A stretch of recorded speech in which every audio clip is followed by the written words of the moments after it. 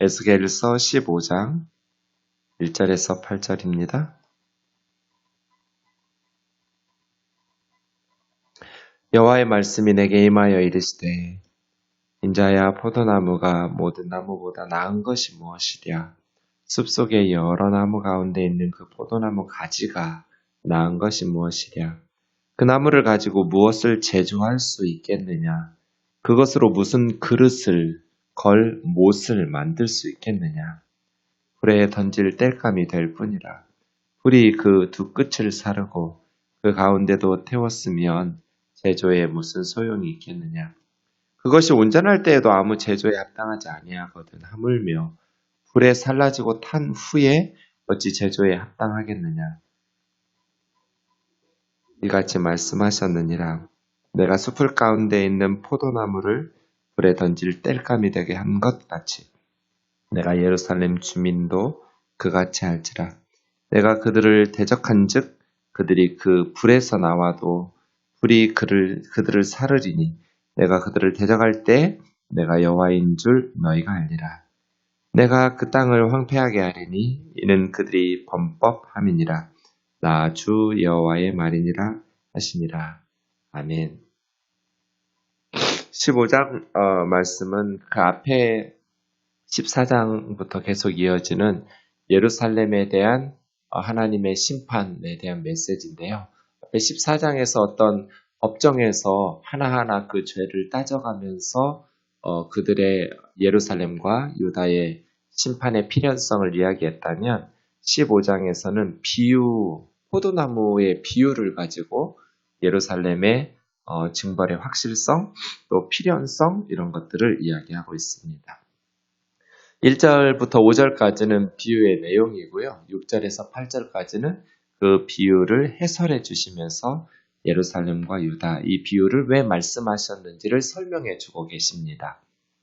여호와의 말씀이 내게 임하여 이르시되 하나님의 말씀이 에스겔에게 임했습니다. 인자야 포도나무가 모든 나무보다 나은 것이 무엇이랴. 숲속의 여러 나무 가운데 있는 그 포도나무 가지가 나은 것이 무엇이랴.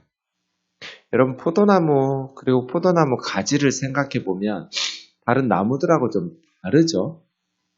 삐뚤빼뚤하고 나뭇가지가 얇아요. 그래서 포도나무는 다른 나무들이 반듯하게 쭉쭉쭉쭉 위로 서는데 얘는 옆으로 퍼지면서 가늘게 이렇게 구부러지면서 자라나죠. 그래서 이 포도나무 가지는 건축 재료로 쓸 수가 없어요. 얇고 가늘고 삐뚤빼뚤하고. 그래서 이 포도나무를 어디다 써먹을까? 다른 숲속의 나무들과 비교해 볼 때 쓸모가 없는데 딱 한 군데 쓸모 있는 게 열매예요. 포도 열매. 그렇죠? 포도나무와 포도나무 가지는 포도 열매를 요즘 포도가 많이 나오기 시작했죠. 그 맛있는 포도 열매를 맺히지 않으면 쓸모가 없어요. 우리는 그냥 포도나무인가 보다 이렇게 이야기했는데 만약에 에스겔 선지자가 무궁화 나무에 대해서 이야기했다면 우리나라 사람들은 다른 나라 사람들이 느끼지 못하는 해석이 있죠. 무궁화를 우리나라 꽃이라고. 무궁화가 우리나라를 상징하는 노래나 여러 가지 교육을 통해서 포도나무는 이스라엘에게 우리나라 무궁화 같은 나무예요. 그러니까 이 포도나무에 대한 말씀이 단순히 이스라엘 사람들에게는 나무 이야기로 끝나지 않는 거예요. 상징적으로 이스라엘을 가르치는 나무가 포도나무와 무화과나무거든요. 구약에서 그래서 수없이 포도나무, 무화과나무를 이스라엘에 대해서 비유하면서 말씀을 전하는 때가 참 많이 있었어요. 이스라엘이라는 나라, 포도나무 가지 같은 거예요. 다른 나라에 비해서 큰 나라가 아니에요. 이스라엘 제일 컸을 때 다윗 솔로몬 때 영토인데요. 그때 우리나라 전라남북도 합한 것만큼의 사이즈예요. 큰 나라가 아니에요. 작은 나라예요. 그러니까 다른 나무들에 비해서 그냥 볼품없는 나뭇가지. 포도나무의 유일한 쓰임새가 맛있는 포도 열매를 맺는 것처럼 이스라엘의 쓰임새는 하나님 앞에서 열매를 맺는 거였거든요.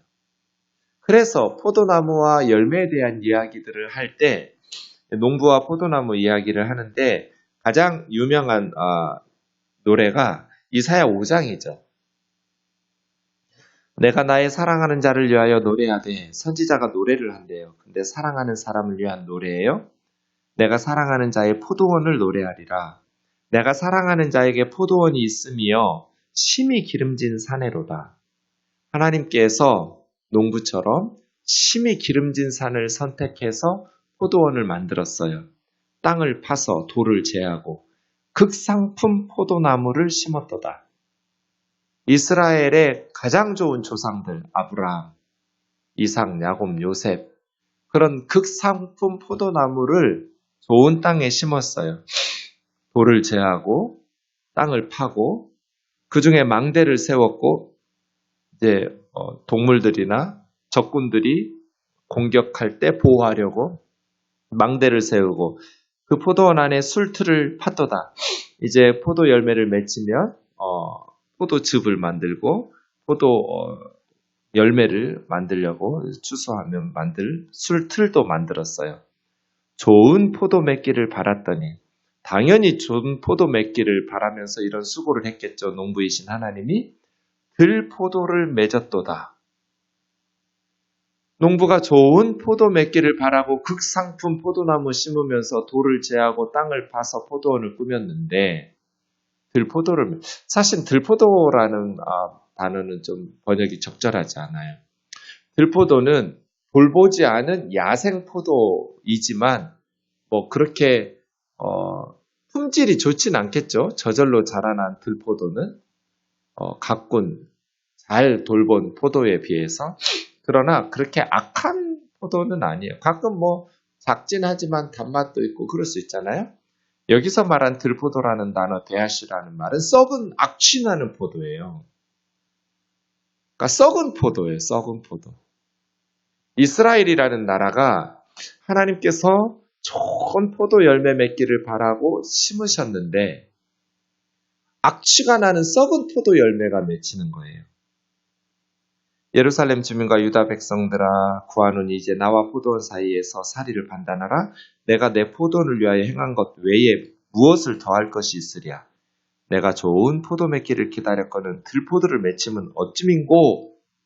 이렇게. 이게 이사야 5장의 포도원의 노래. 선지자가 노래하다가 그 다음 하나님께서 말씀하시는 그런 말씀 같은 거예요. 자, 다시 에스겔 15절로 오시면 숲속의 여러 나무 가운데 있는 그 포도나무 가지가 나은 것이 무엇이랴? 나은 게 없어요. 다른 가지들보다 열등해요. 그래서 목재로 사용할 수 없어요. 포도나무 가지는 포도 열매를 맺히지 않으면 불쏘시개나 땔감용밖에, 불 뗄 때밖에 사용할 데가 없어요. 그 나무를 가지고 무엇을 제조할 수 있겠느냐? 그것으로 무슨 그릇을 못을 만들 수 있겠느냐? 못을 만들기도 불가능한 그런 나무예요. 불에 던질 땔감이 될 뿐이다. 포도 열매를 맺지 않으면 불에 타서 쓸모없이 된 나무 토막 같은 거예요. 두 끝을 사르고 가운데도 태웠으면 제조에 무슨 소용이 있겠느냐? 더더군다나 이 포도나무 가지는 끝이 불타고 가운데도 불탔어요. 불타다가 건져낸 거예요. 어디다 써먹어요?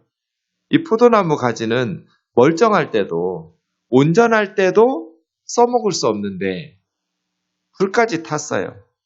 이미 605년, 597년 두 번에 걸쳐서 쓸만한 귀족들, 청년들 한 10,000명씩 끌고 갔어요. 10,000명, 8,000명. 그 작은 나라에서 인재가 될 만한 사람들 바벨론이 두 번이나 포로로 끌고 갔어요. 다니엘 같은 애들, 에스겔 같은 애들, 똑똑한 애들 다 잡아갔어요. 그리고 남은 예루살렘이에요. 양쪽 끝이 불탔어요. 가운데도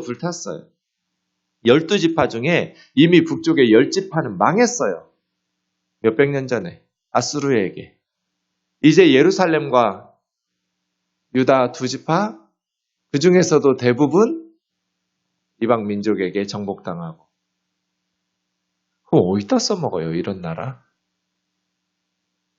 두 끝이 사르고 그 가운데도 태웠으면 제조에 무슨 소용이 있겠느냐.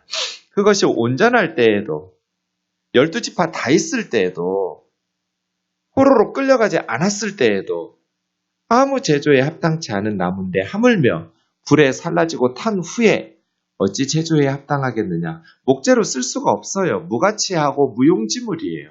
불탄 포도나무까지. 그게 지금 예루살렘 같다는 거예요.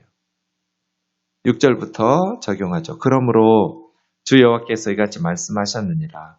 내가 숲을 가운데 있는 포도나무를 불에 던질 땔감이 되게 한 것 같이. 왜요? 썩은 포도 열매를 맺히니까. 아무 쓸모가 없어요. 예루살렘 주민에게도 그같이 할지라. 포도나무를 쓸모가 없어서 불에 던져서 땔감으로나 쓰는 것처럼 하나님께서 예루살렘 주민들도 불 속으로 던지겠다는 거예요. 내가 그들을 대적한 즉, 하나님께서 예루살렘 주민들을 대적하시면 생존 가능성 제로죠. 그들이 그 불에서 나와도 불이 그들을 사르리라. 불에서 살겠다고 나와도 다시 불 속으로 던져질 거다. 왜? 하나님께서 대적하실 테니까.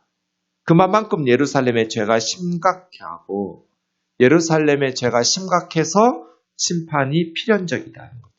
내가 그들을 대적할 때 내가 여호와인 줄 너희가 알리라. 망한 후에야 비로소 하나님을 깨닫게 되는 어리석은 사람들.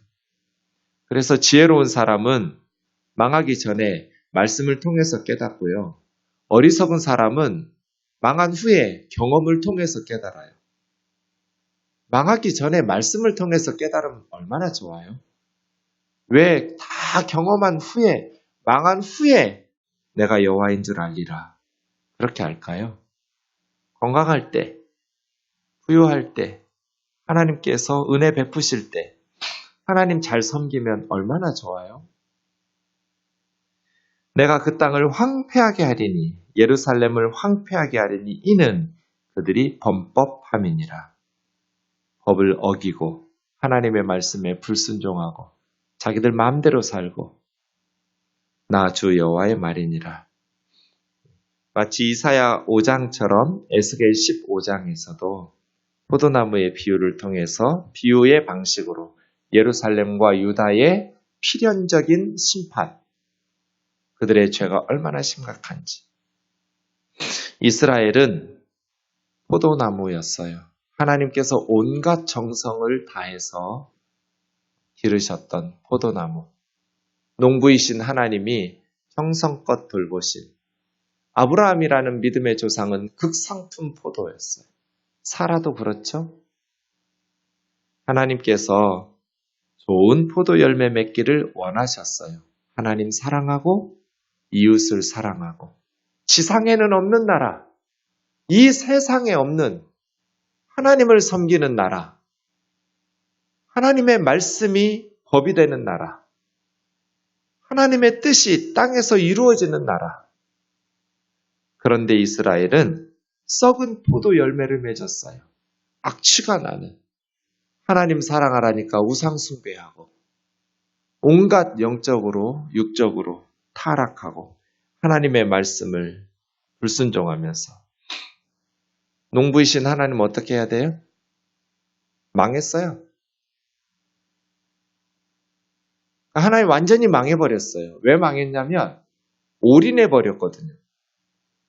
이스라엘이 그럴 걸 대비해서 좀 다른 나라 한두 개쯤 더 계란을 한 바구니에 담지 말래잖아요. 투자할 때는. 몇 개를 이렇게 해서 이놈이 망하면 저놈이라도 좀 희망을 가지도록. 근데 하나님은 그렇게 하지 않으셨어요. 이스라엘에 올인해버리셨어요. 모든 걸 쏟아 부었어요. 그 이스라엘을 통해서 땅의 모든 족속이 복을 받기를 원하셨어요. 그런데 이스라엘이 망했어요. 농부이신 하나님 어떻게 해야 돼요? 그 포도나무를 심판하시는 거죠. 우리는요, 포도나무 같다. 그런 생각이 들어요. 내가 포도나무 가지구나. 쓸모가 없어요. 건강하기를 해요. 똑똑하기를 해요. 별로 하나님 앞에 내세울 것도 없고 다른 사람들보다 숲속의 다른 나무들보다 더 쓸모있는 인간들이 아니에요. 우리에게 가장 장점이라고 할까요? 쓸모있는 유용성은 포도 열매를 맺듯이 나는 가늘고 약하고 삐뚤빼뚤 그런 포도나무 가지 같지만 하나님께서 원하시는 그 어떤 나무도 줄 수 없는 맛있는 포도 열매. 하나님을 사랑하고 믿지 않는 세상의 숲속의 다른 나무들은 하나님에게 관심도 없잖아요. 그런데 우리는 새벽부터 하나님을 찬양하고 하나님의 말씀을 듣고 예배하고 하나님 앞에 기도하고 하나님을 사랑하고 또 하나님의 말씀인 성경을 읽고 그 하나님의 말씀인 성경을 순종하면서 또 이웃을 내 몸처럼 사랑하고 그런 포도 열매, 나는 좋은 포도 열매로 하나님 앞에 영광 돌릴 수 있기를, 그러한 삶 살아가기를 주의 이름으로 축원합니다.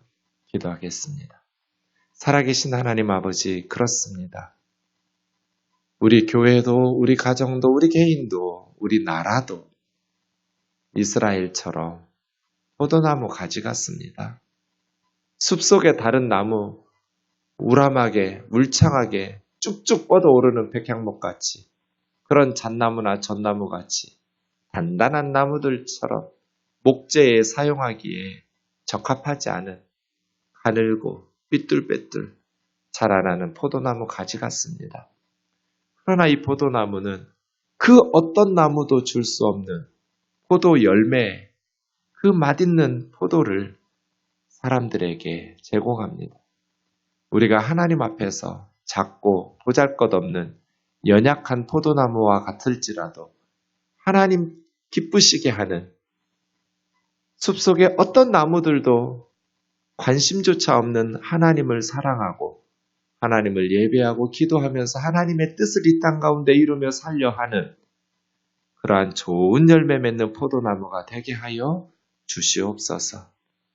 하나님을 슬프게 하고 오히려 믿지 않는 숲속의 다른 나무들보다도 더 못한 썩은 포도 열매, 악취나는 포도 열매로 하나님의 영광을 가리우지 않도록 우리 생동교회와 우리 교우들을 인도하여 주옵소서.